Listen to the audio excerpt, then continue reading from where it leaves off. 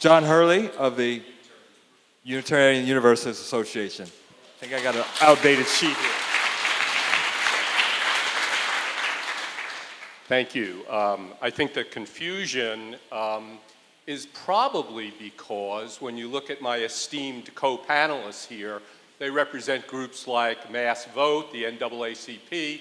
So you might look at the program and say, Unitarian Universalist Association? Why? So let me say why I think Professor Keith McGee invited me here tonight.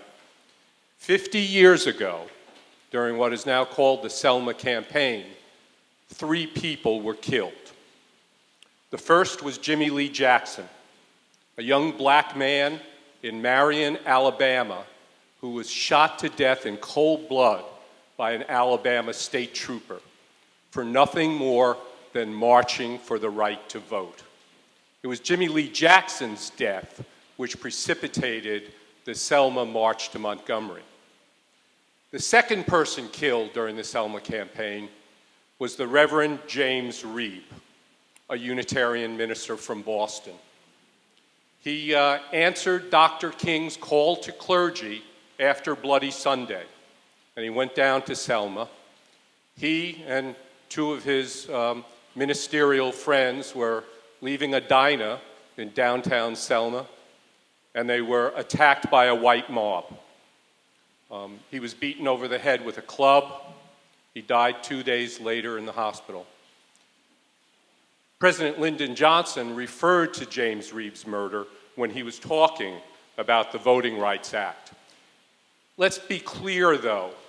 It took the death of a white minister to get the attention of the politicians.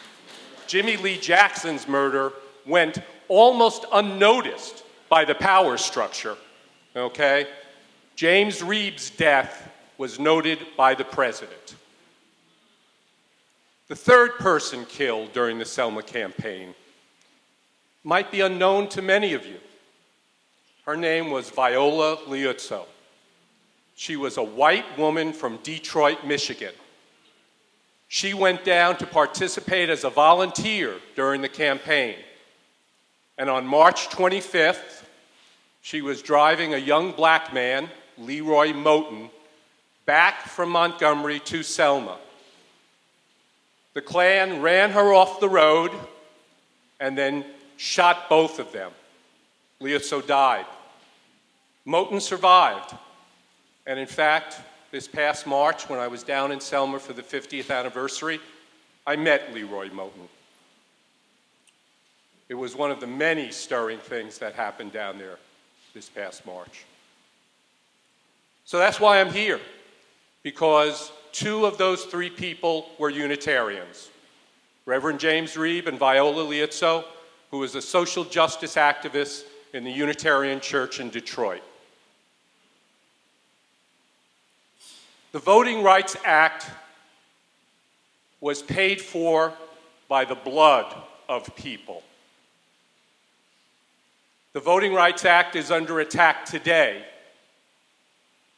500 Unitarians were in Winston-Salem 3 weeks ago for the opening of a court case there because of the North Carolina voter suppression laws. And that's being led by the Reverend William Barber.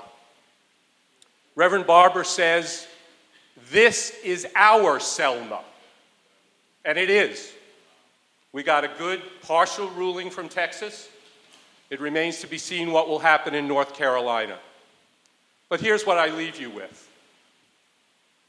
Many people died to achieve the Voting Rights Act in 1965. You, we, all of us, owe it to them to make sure their deaths were not in vain. Let's act.